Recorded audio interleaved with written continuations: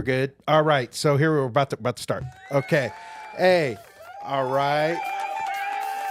Welcome everybody. That's right. This is actually not going to be our intro, but whatever. But what the hell? Hey, it's good stuff. That's right. Flash Radio, starting out with some lounge tunes. You know what I'm saying? Little funk, little FlashRadio.fm. soul. That's Nothing right. wrong there. Exciting. Okay. Very exciting. So I am Robtronik. Some of you know me by Robert Pointer, but my DJ alter ego for many years now has been Robtronik, and you are my friend. Pat SL, also known as DJ Pat SL. That last name being too long for flyers. So I had to trim it down a bit so I could fit. Oh, no. That's what she said. Yeah. Okay, bad. All right. Welcome to the dad joke hour. Okay. And we're based in Las Vegas. Yes. Yeah, Yes. that's an important thing for both of us. We were both Right. former LA transplants. Yeah. Your background was Spun Day plus God's Kitchen plus, like, you have a huge resume. We'll get into that later. Yeah, at some point. Yeah. And I did a little breadcrumby stuff around the techno scene and break scene in LA. And then you moved here like a while back, though. Yeah, I moved here in 2008. The guys behind God's Kitchen, the company from the UK, Yeah. he had Neil Moffat, Okay. the guy who started the whole thing. He had come to Vegas probably around, I want to say 2004, 2005, around that time period. Yep. And he was doing some stuff here and there.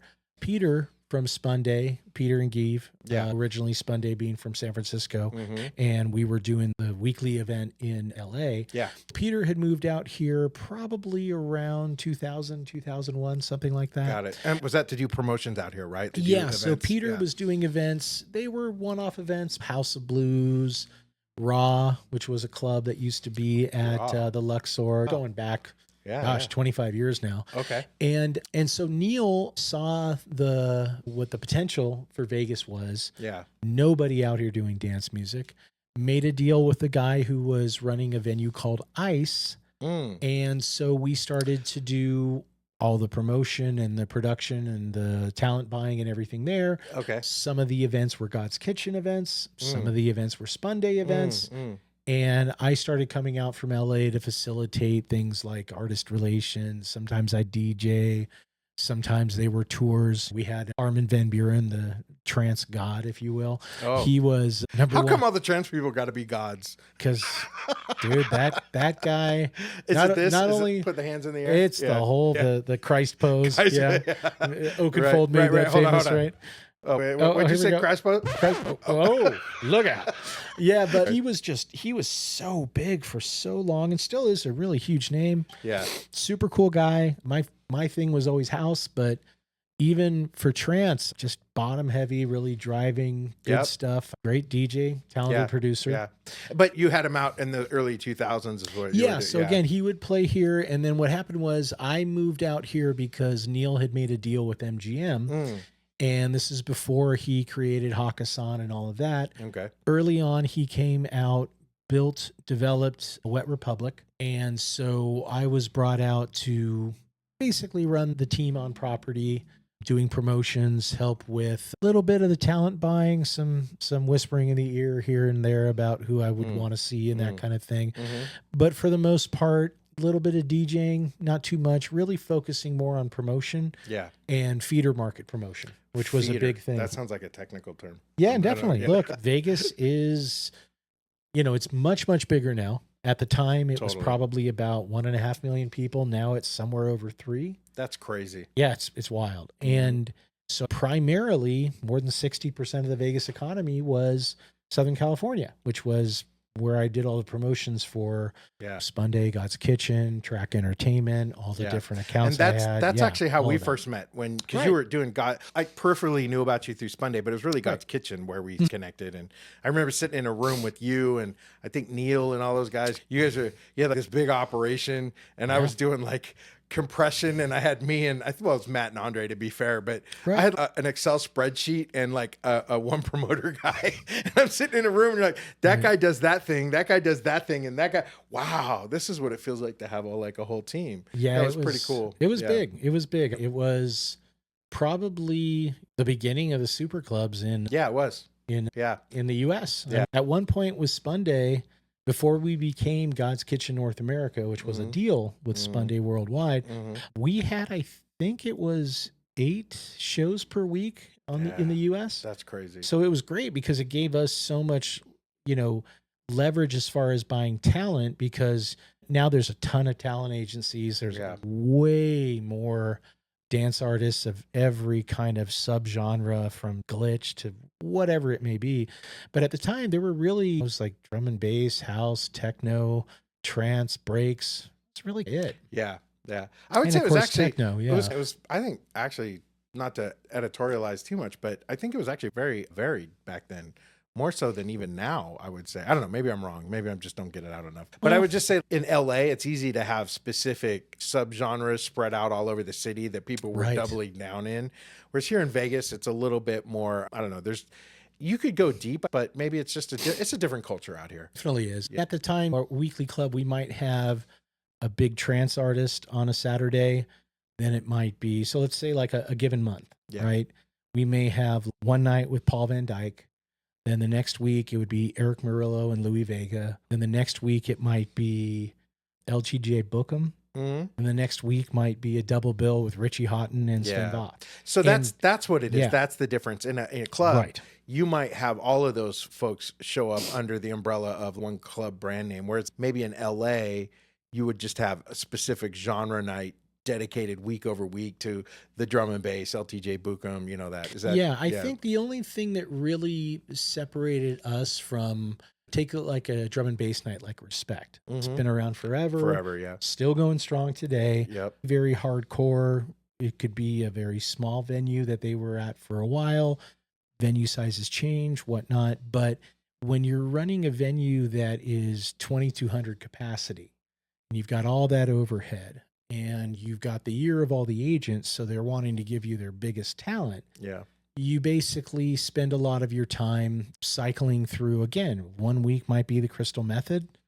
The next week might be something really hard. We even had hard house DJs playing 140 BPM at a time when nobody was doing more than like 126. Yeah. So it was very hard driving music, but then we'd have a second room or a third room, and we would always juxtapose whatever was going on in the main room with that. And that's a lot of where, if you remember the early days when you were partnered with Betty Boom. Oh yeah, Betty. And you guys were doing, Paulina? There you go. Yeah. Shout out to her, man. Yeah. It's been a long time since I've seen her. Yeah. But you guys would do like breaks in the second room if we had something high energy in the main room. Right. And then eventually we developed the third room, and Circus.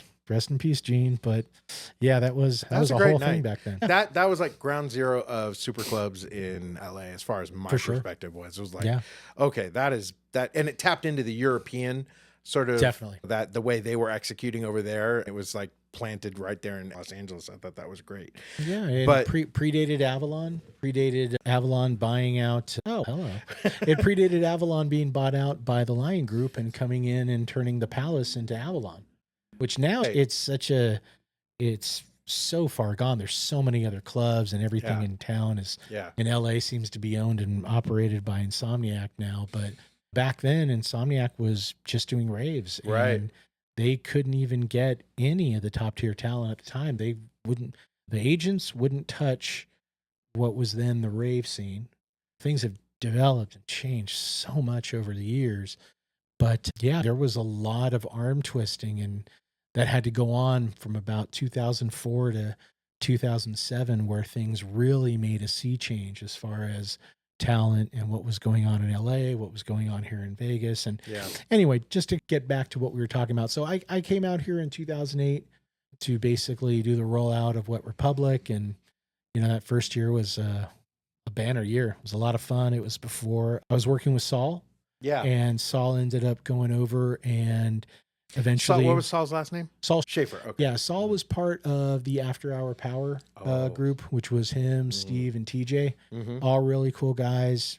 Great shows with them. All the late night after hours stuff they would do in LA. Really just, man, those shows were incredible. Yeah. And then Saul went and started working with the guy here in town that was one of the really OGs of everything, Mike Fuller.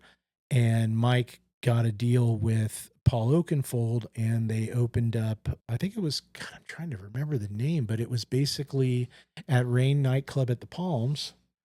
And here, that's in Vegas. Here in Vegas, Right, yeah. right. And that was when Oakenfold started a night. And before that, I won't quote the numbers of what the DJs were costing, but I could get DJs that later would go into the six figures here. How much? Easy six figures. Seven figure deals. But if that was us, it would be, there yeah, you go, baby. But these guys were playing for peanuts in Vegas. It was Right. like everything was mashup and hip hop. Yeah. And we would do a few of the DJs in some of the smaller venues here, and we would do really well, but it just never really caught on until they started. I want to say it was called Perfecto. I think because that was Paul's label, of course, Right, but right. I think they started calling the night Perfecto. It was at Rain, and then Saul developed all the venues at Rain. It was Moon.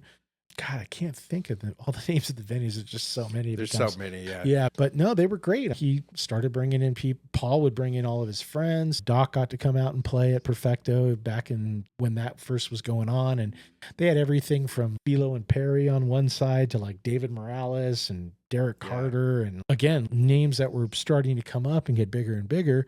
And DJ AM was also on the Friday night over there. They really did a lot with the programming to completely change the landscape of Vegas at that time. And this was like, I want to say 2009, 2010, before Saul ended up going from there over to Tau Group and opening up Marquee. So that's 15 years ago now. So now we're in 2025 is January. Right. For those trying to keep up with that. Try. Lots of stuff. I can't believe that much time has gone by, to be honest. But so now we're here. We're doing flashradio.fm. Right. And we're going to try to do this as a regular discussion, talk about history and all that. Yes. But so that we'll have plenty of times to do that. But I think for purposes of our first show, we're just trying to we're putting together music that moves us today.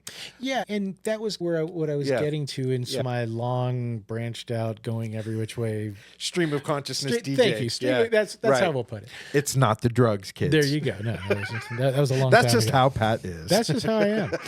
But no, what really I think brought us both together and why we wanted to start this radio show was that we felt music was getting stale and very monotonous. Not to say that there wasn't good stuff coming out of it, but it just didn't have that same kind of spice zing that it used to. And then in the last few years, what has seemed to really crop up is this fusion. Even though it's called new disco, it bridges the gap between new disco, house, deep house, clubhouse, funk and soul. And then some of it even like Italo and like almost going into like progressive house and almost kind of techno and almost techie house type stuff. Right.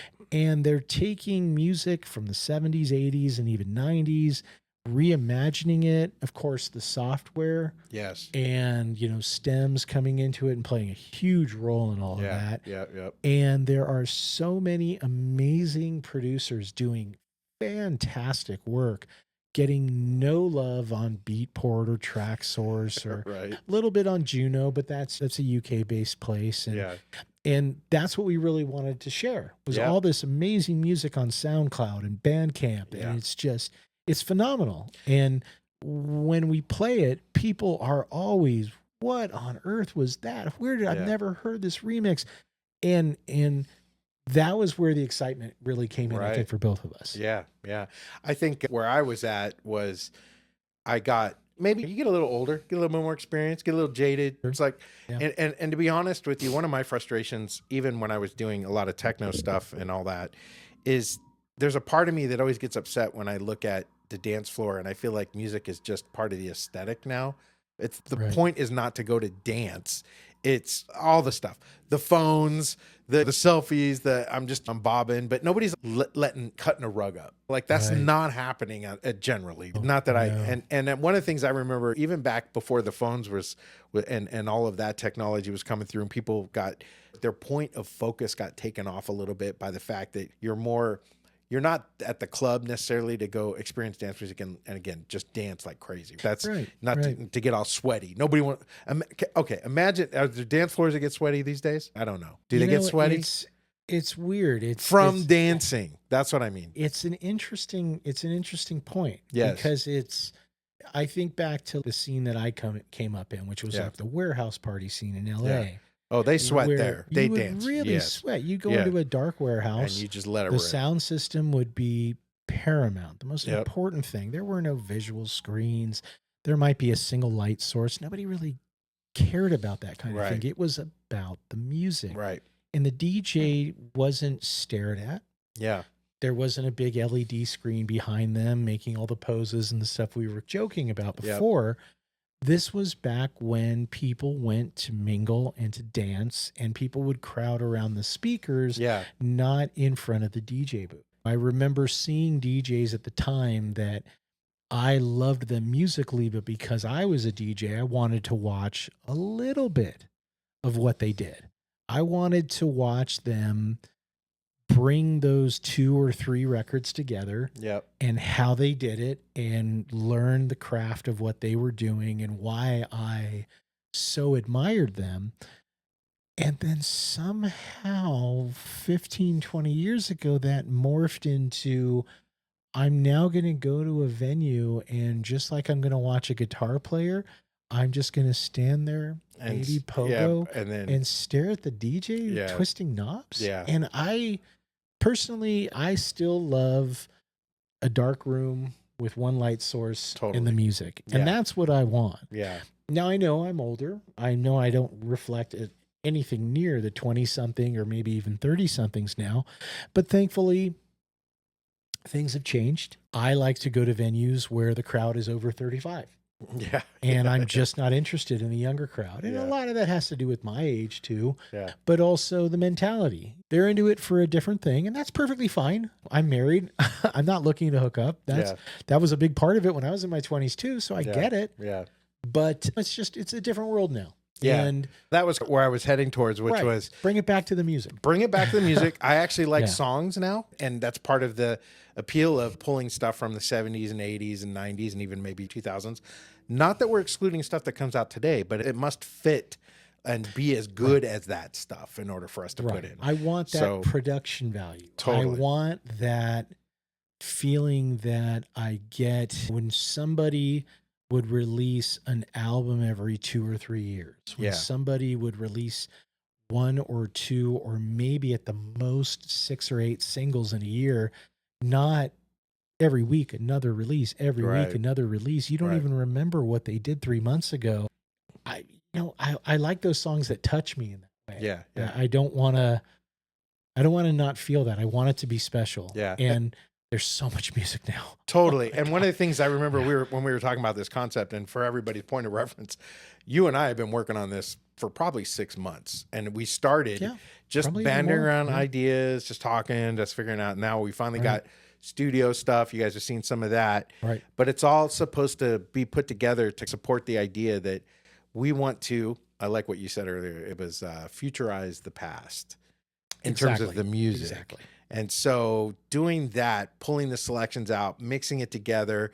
I don't know where people are going to look at this video in relation to the stuff, but you'll see we have a rotary mixer because we're getting that old vibe there, just disco ball or whatever. So we want to make an opportunity to play the music we love, share that, highlight those remixers and edit, people making the edits and all that stuff that you were saying earlier, not getting as much love as they should. Right. So let's bring those to the attention.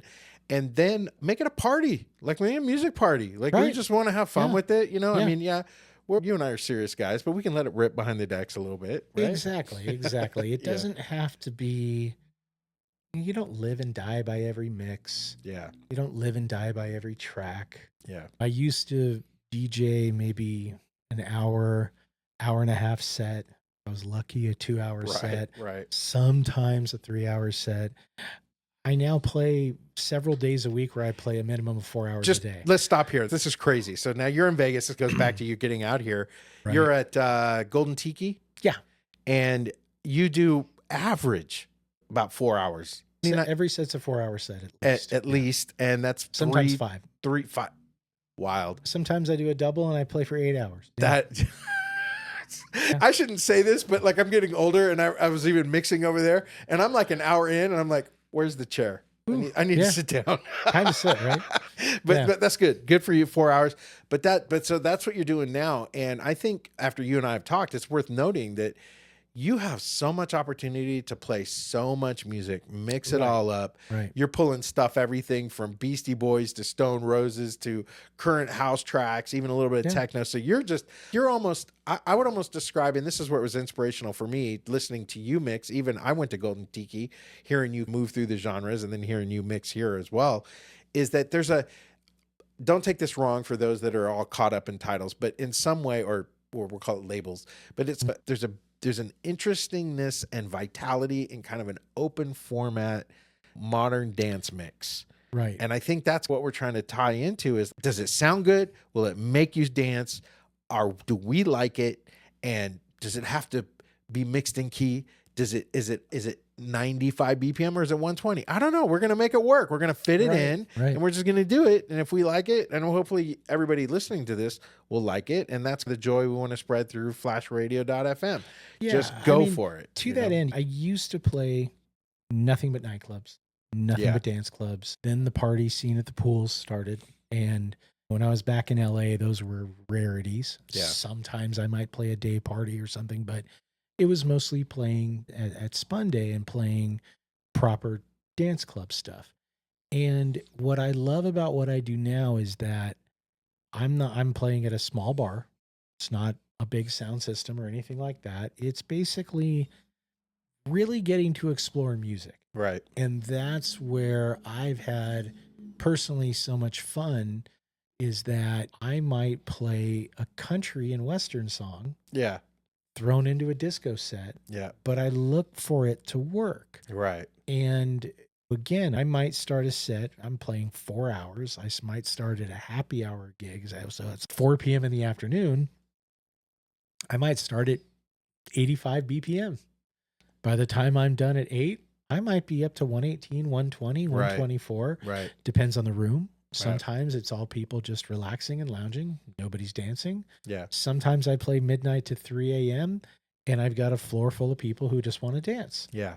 And so it's such a different approach when you are playing to keep people entertained, but it's not always about banging out a banger.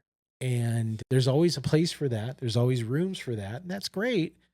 Sunday afternoon, people just want to chill. Maybe I've had people actually come up to me and ask me, do I have my sets posted anywhere? Because this sounds like boat music, man. When I'm out on the boat and I'm like, I'm out there fishing. I can't have it too loud. So I like that boat music. Yeah. Is this boat music? And I'm you're like yacht rock, or you got a yacht? Like, are you talking about yacht rock?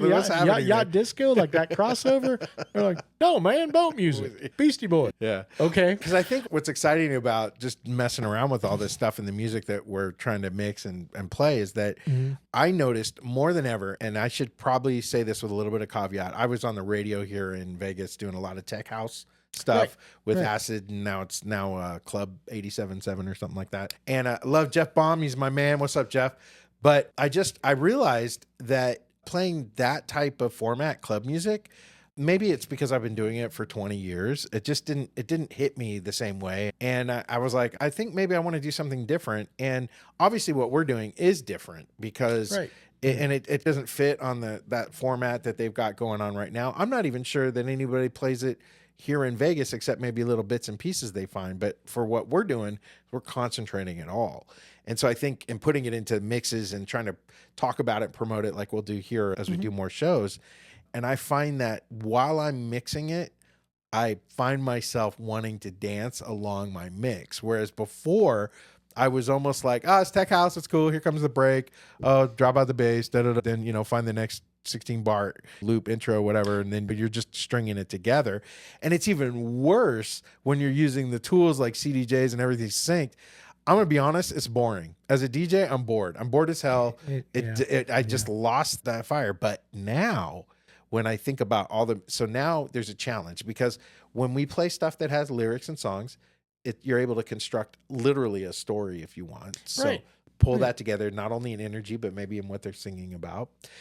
So you got to have a big palette. So everything from 70s, maybe there's even some 60s rework stuff that will fit in, but it fits with that message. So I find myself having to think more, be more premeditated in what I'm playing, because I want it to be like exciting. And so if it really works, it's what Derek May talks about, where you find that third track with 2 tracks playing, and then all of a sudden there's a third and you're mixing it and all that. I'm getting that excitement again. Cause in fact, you remember when you were over here last time and I was playing you, it was I Feel Love, Donna Summers. Right. And I have the stem mixing stuff, and I pulled out the music, and then I played a beat bed underneath it. It was probably an electro something or whatever. And remember, you were like, oh, that's cool. Yeah. And we didn't have to spend time in the DAW doing stuff. And you can do stuff like that now on the fly, which means not only are we playing good stuff from remixes and edits, the stuff that we want people to know about so you can go get it and support these guys, but our active mixing and putting all this stuff together now is so dynamic as to be almost absurd. Yeah. Baseline, stems, vocals, everything mixing all around. Yeah, it is wild. And I just am excited to bring that to everybody's attention when you can watch us do what we're doing. But so let me just say, all of those words that I put together in a bucket, I'm just going to splash it back onto you and go, thank you, Pat, for bringing me out of my dark place. And now I'm excited again to do music and stuff. It's so great. I feel a lot of that same energy. The technology aspect of it that you're bringing into it. For me, I've always been such kind of an old school / old fart who likes DJing is DJing. And if you're not blending tracks, come on. What are you doing? Right. If you're a sync button plug and player, like I'm bored. I'd rather stay home. I don't even want to see it. I don't want to hear it. I'm just onward and upward. But what we're going to be bringing when we are transitioning as these shows progress, and when you see and hear what Rob and I will be doing with music, you'll understand why we are so excited about doing this. Having sets with music that is just deep down and dirty, but at the same time using vocals and melodies that you recognize, and still having an underground flavor, but also being able to cross over. Your grandma can listen to it and be like, I recognize some of this. That is something. That is really a cool thing. And I cannot wait to share that. That's what to me is so exciting. 100%. And it's amazing if you think about it, where we're at in 2025. Right? We're 25 years into already the new, whatever this is, the next 1,000 years or whatever we are.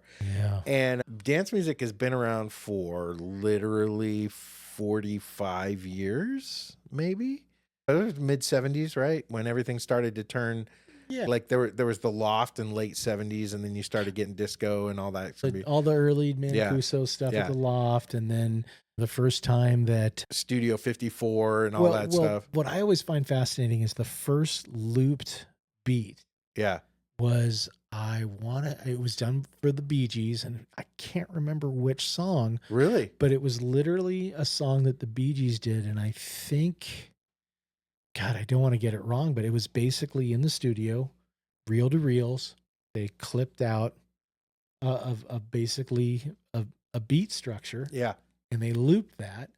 And I don't remember if it was like Night Fever or which song it was, but it might have been Staying Alive. I can't remember. But that was really the beginning of the looped beat that started modern day dance music. And it's fascinating. And of course, you can find commonality threads through artists like Kraftwerk and other people that brought in, or even early things. I gotta say, like Beatles studio stuff, when they were like backward stuff and looping things, they were doing all that stuff. Sure. But to your point, the context of it being what we're into, the modern dance music, its roots goes back into that time period in the 70s, and like your Bee Gees example, even hip hop DJs isolating the breaks and looping that and everything. Bambaataa, absolutely doing that. All that. And so when I look back now and I go, okay, so we're 45, whatever, let's just say 50 years now. Okay. So we'll say 50. That's 1975 till now. Sure.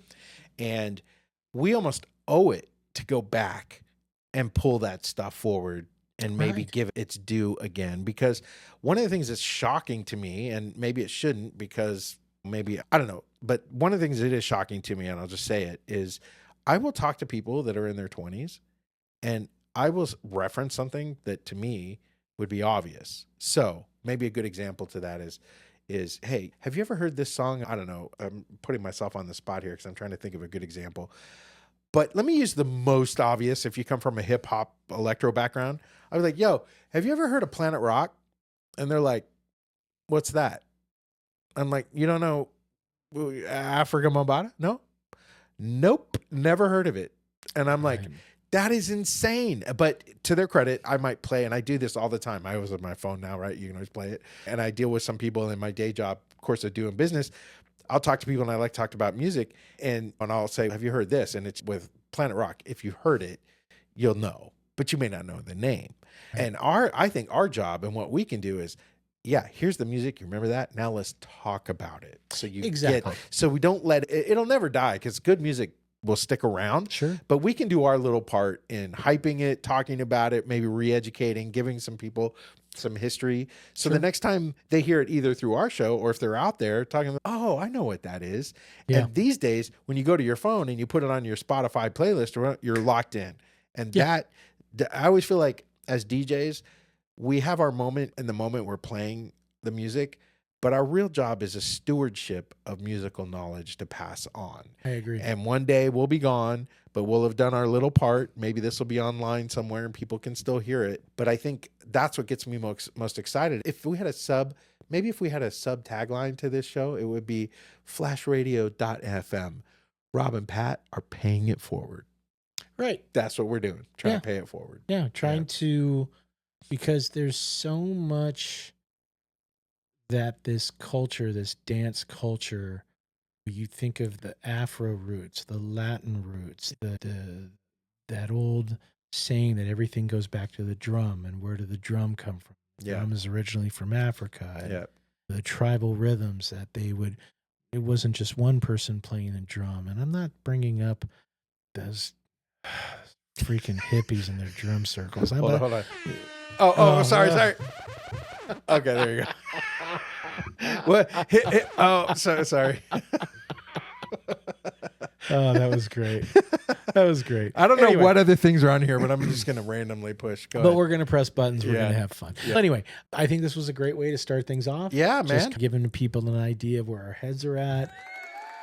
And what we're thinking and where we're going with stuff. Yep. And so much to share. So many shows to come. So much great music. I'm just excited. I am too. And I'm happy to start something with you. And we're gonna take this.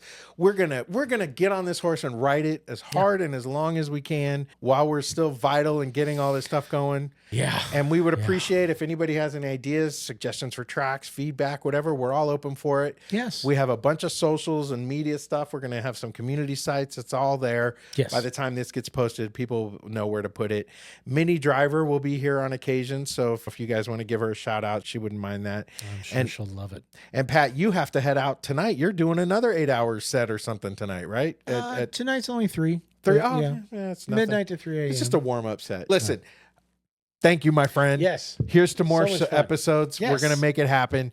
Everybody, thanks for listening in, and check us out. We're going to post these as much as we can, as frequently as we can. Yes. And we will always be pushing. So remember, flashradio.fm. That's actually our URL. So you can just go to flashradio.fm, type it in your browser, and in there you'll see all of our multiple links and everything that you can get it from. And we'll have our pristine mixes. We'll have that posted. And then we'll also have probably YouTube with our dialogue and some stuff on that, plus the mixes. So there's going to be multiple opportunities for people to get to the music that we're playing and also reach and talk to each other. Yes. Everybody. Yeah. Definitely community and sharing.